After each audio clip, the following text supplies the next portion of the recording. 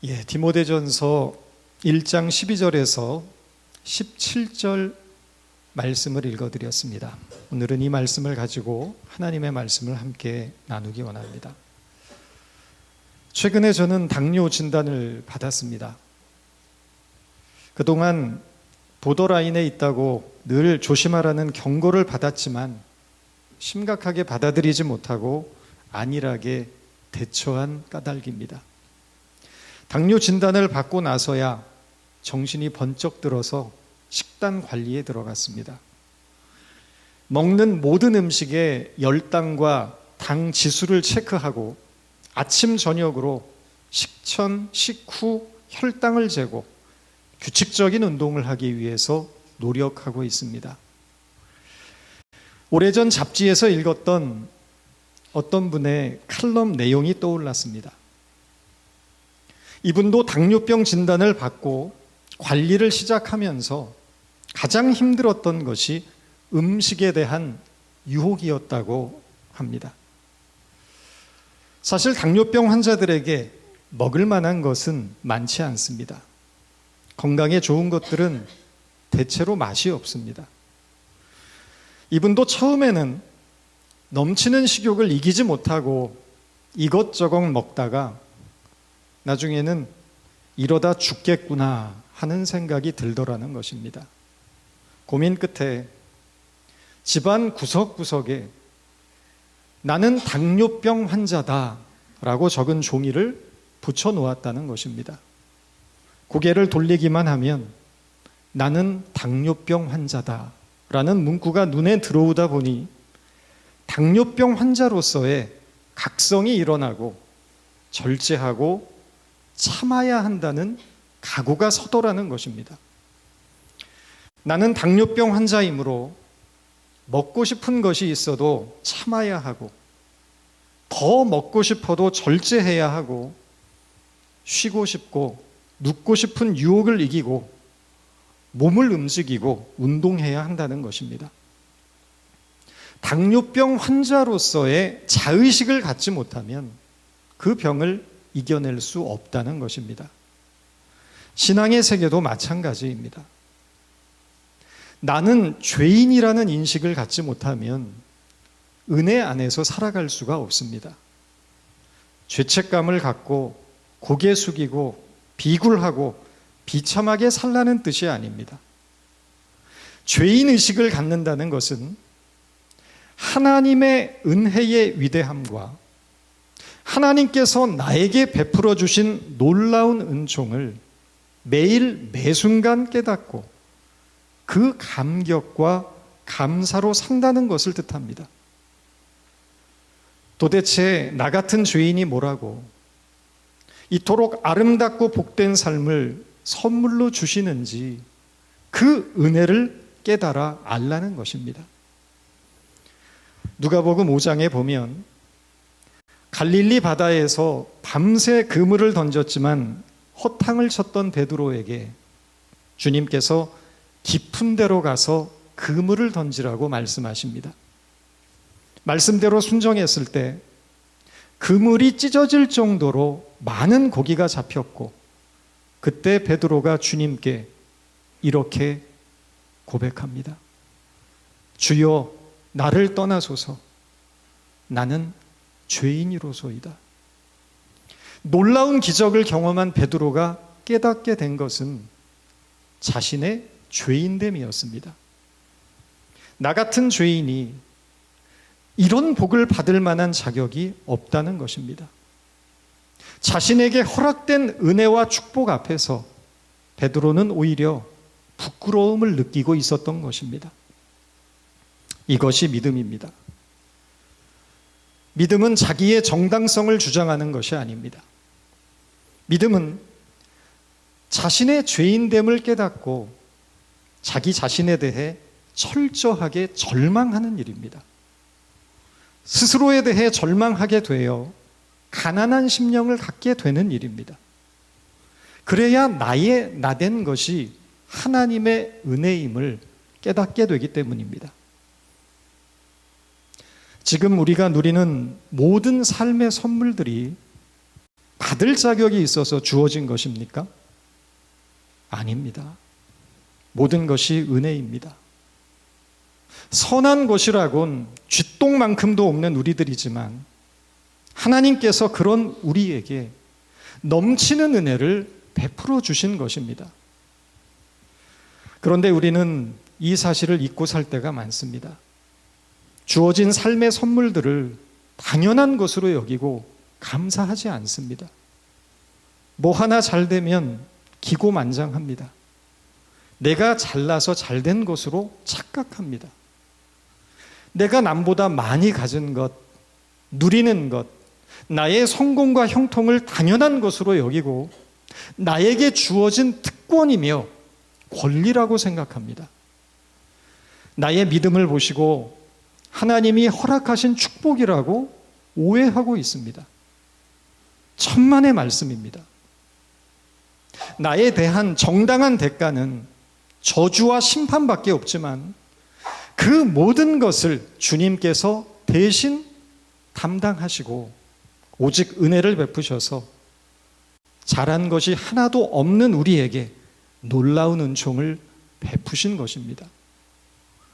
그러므로 이 위대한 은총 앞에 가슴을 치며 우리의 죄인됨을 고백하고 자격 없는 우리에게 베푸신 은혜에 대하여 감격하고 감사해야 마땅한 것입니다. 바울은 스스로에 대해서 나는 죄인 중에 괴수라고 말합니다. 죄인 중에 내가 괴수니라. 헬라어 원어로 이 표현을 보면 완료형이 아니라 현재형으로 되어 있는 것을 확인할 수 있습니다.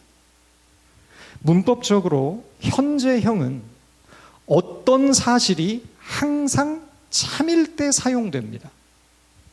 죄인 중에 내가 괴수니라 라는 말은 과거에 내가 죄인이었다는 뜻이 아니라 지금도 여전히 죄인이라는 뜻입니다. 그러나 이 말은 바울이 사도가 되어서도 여전히 죄를 지으며 살고 있다는 뜻이 아니고 그가 어디에서부터 지금 이 자리까지 오게 되었는지, 자신이 본래 어떤 처지에 놓여 있었는지를 잊지 않고 있음을 강조하는 표현입니다. 바울은 위대하게 쓰임받는 하나님의 종입니다.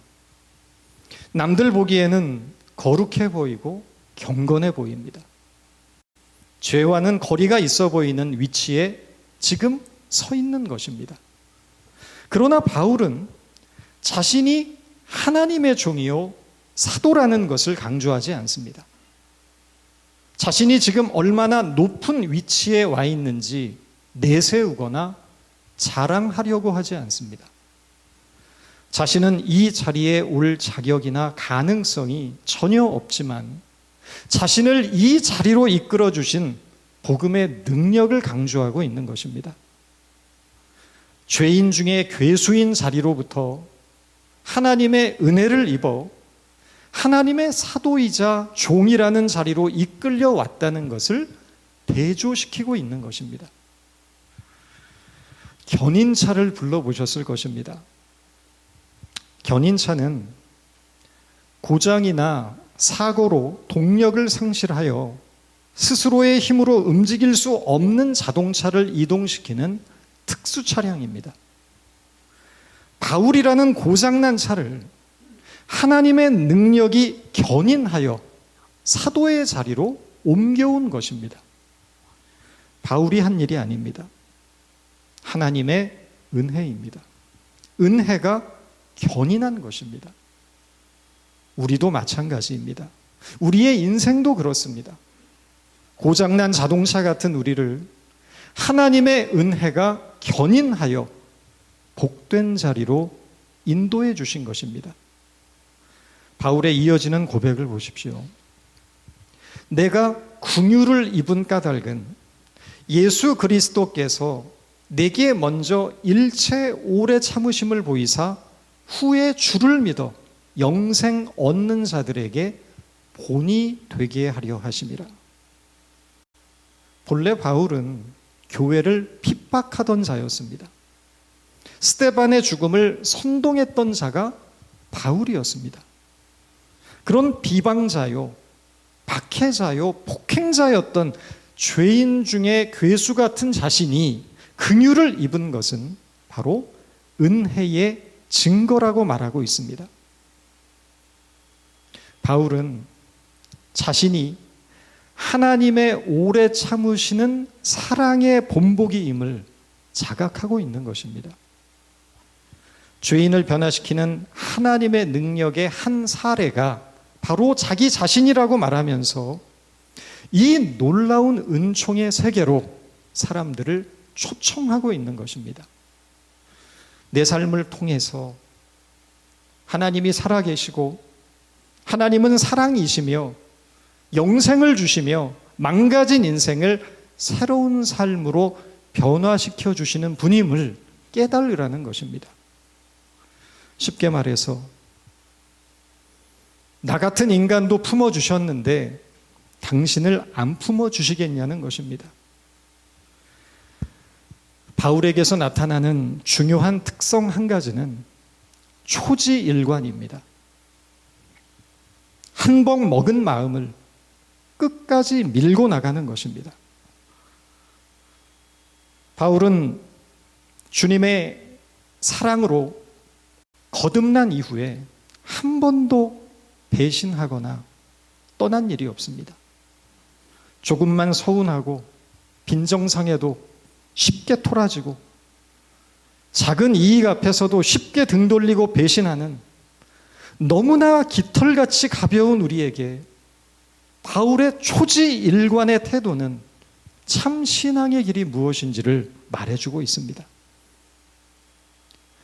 고린도전서 11장 1절에서 바울은 이렇게 고백한 바 있습니다.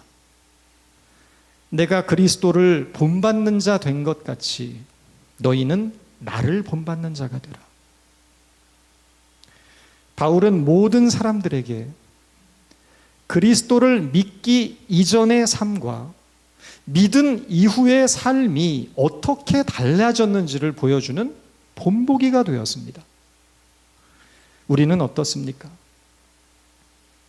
우리는 영생을 가르치는 사인이 되고 있습니까? 사람들이 우리를 본으로 삼고 살아도 됩니까? 우리 자녀들이 우리의 말과 행실을 따라서 살아도 되는 것입니까? 자녀들에게 엄마 아빠처럼 살아 라고 말할 수 있는 분이 우리 중에 얼마나 될까요?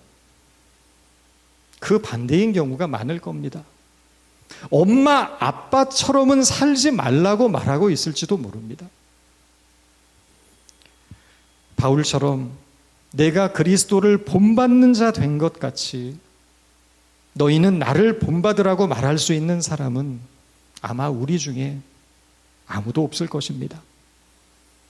그러나 여러분, 포기할 수는 없습니다. 포기해서는 안 됩니다.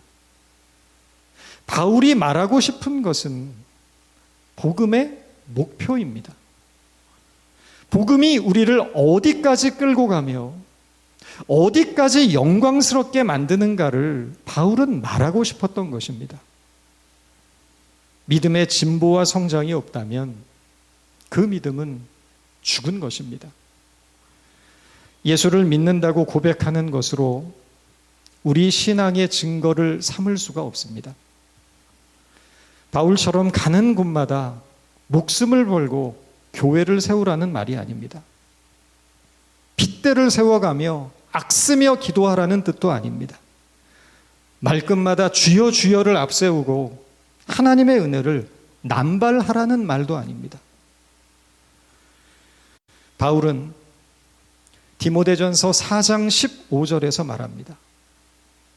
이 모든 일에 전심전력하여 너의 성숙함을 모든 사람에게 나타나게 하라. 성숙한 인격과 성품을 가진 사람이 되라는 것입니다. 성숙한 삶의 경지로 나아가라는 것입니다. 사람이 나이가 든다고 성숙해지지 않는 것처럼 예수를 믿은 지 오래되었다고 저절로 성숙해지지 않습니다. 성숙함은 끊임없는 훈련과 연습을 통해서 다듬어져 가는 것입니다. 그리스도인의 성숙함을 향한 중요한 핵심 목표는 하나님의 마음과 일치를 이루기 위해 우리의 감정과 자아를 통제하고 절제시키는 일입니다. 성숙함을 알아보는 일은 그리 어렵지 않습니다. 작은 일에도 쉽게 흥분하고 분노하는가? 그렇다면 성숙하지 못한 것입니다. 쉽게 좌절하고 자신을 성찰하는 일에 게으르고 나보다 못한 사람들 앞에서 잘난 척하며 사는가? 성숙하지 못한 것입니다. 다른 사람에 대한 배려와 존경심은 없고 타인을 쉽게 정죄하고 판단하고 있는가? 막말과 욕설을 아무렇지도 않게 내뱉고 있는가? 성숙하지 못한 것입니다. 자기 이익을 위해 상대방을 속이고 배척하고 이용하고 있는가? 이것은 성숙하지 못한 것을 넘어서 비윤리적인 것입니다. 질문을 바꾸어 보겠습니다. 나는 이전보다 더 관대해졌는가? 이전보다 더 남을 배려하고 존중하고 있는가? 이전보다 더 진실하고 정직한 사람이 되고 있는가? 이웃의 필요를 위해서 기꺼이 나의 것을 나누고 있는가?